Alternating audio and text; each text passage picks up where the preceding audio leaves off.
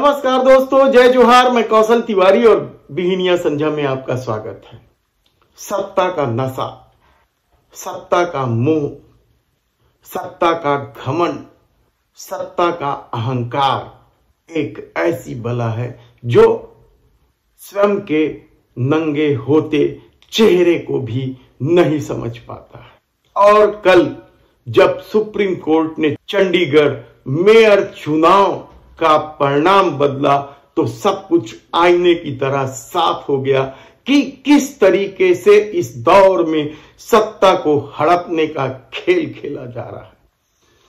Supreme court ने साफ तौर पर कह दिया कि जो 8 वोट अवैध घोषित किए गए थे वे आम आदमी पार्टी के वोट थे, इंडिया गठबंधन के वोट थे। और उन्होंने न केवल पीठासीन अधिकारी अनिल मसीह के फैसले को निरस्त किया बल्कि इंडिया गठबंधन के उम्मीदवार कुलदीप कुमार को मेयर घोषित कर दिया।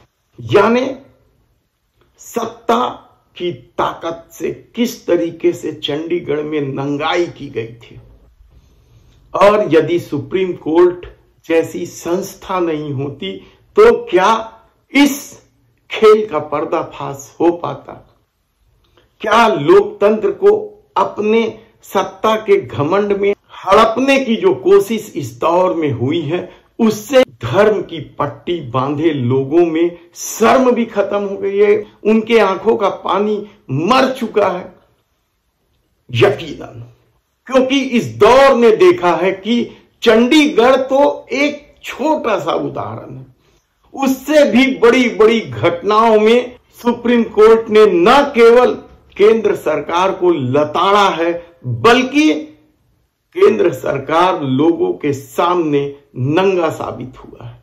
लेकिन इन्हें शर्म नहीं आती कहा जाए तो गलत नहीं होगा।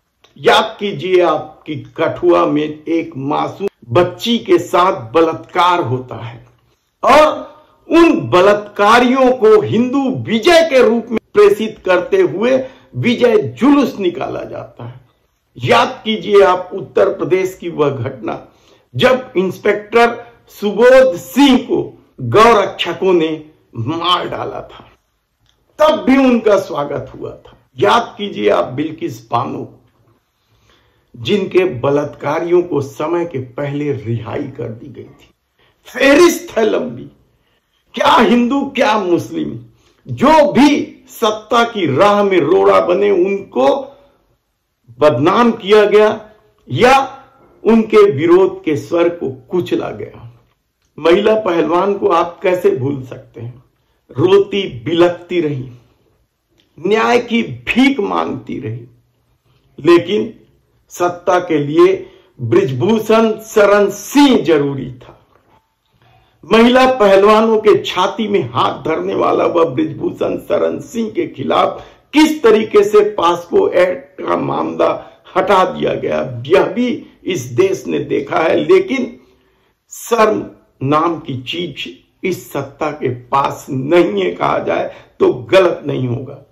किसान किस तरीके से आंदोलन कर रहे थे, किस तरीके से उनकी राह में कीले बिछा दी गई, किस तरीके से उन्हें देशद्रोही खालिस्तानी पाकिस्तानी के तमगों से नवाजा गया और हालत ये कर दी गई कि तब के आंदोलनकारी नेता महेंद्र टिकैत को धार धार रोना पड़ा था। लेकिन यह बात भी उन लोगों को नहीं दिखाई दी जो धर्म की पट्टी बांधकर अंधे हो चुके हैं। धर्म की पट्टी बांधे लोगों ने तो यह भी नहीं देखा कि किस तरीके से बेरोजगारों के साथ छल किया जा रहा है, किस तरीके से 70 साल में पहली बार गरीबों का भोजन पर जीएसटी लगाया गया, किस तरीके से दुनिया में पेट्रोल क्रूड ऑयल की कीमत कम होने के बावजूद भारत के लोगों से खून निचोड़ने वाला टैक्स वसूला गया। मणिपुर की घटना को कोई कैसे भूल सकता है?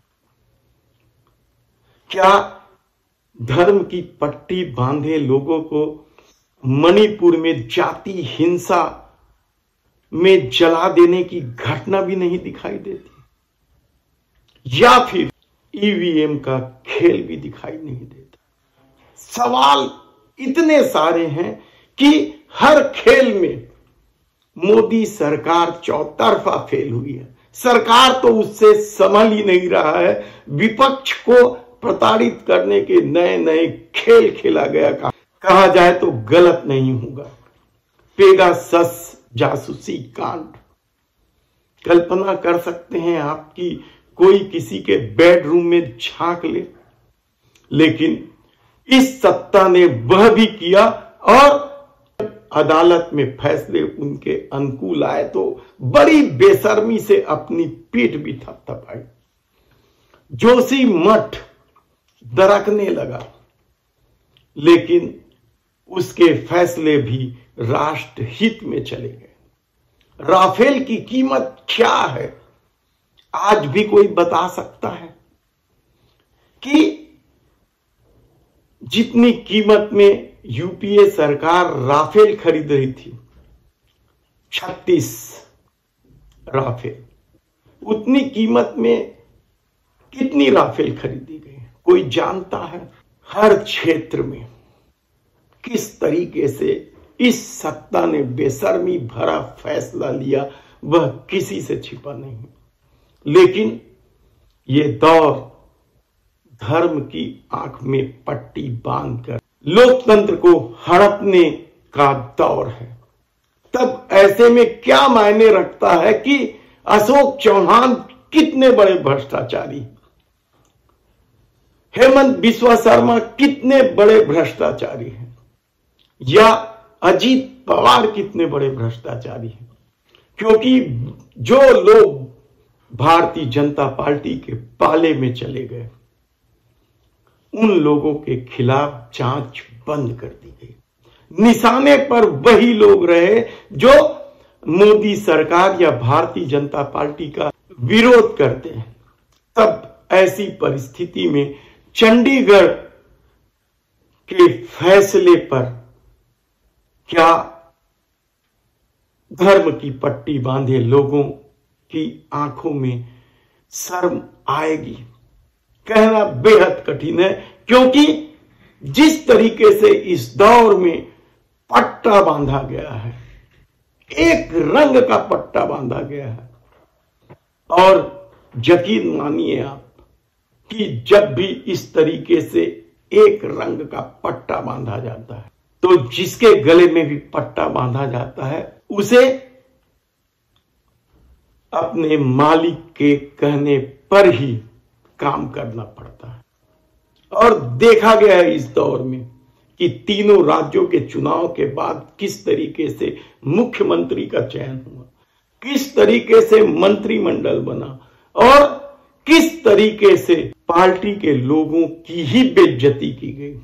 लेकिन जब गले में पट्टा बंधा हो और आंखों में धर्म की पट्टी बंधी हो तो फिर आदमी के आंखों में पानी कहां बचा रहता है।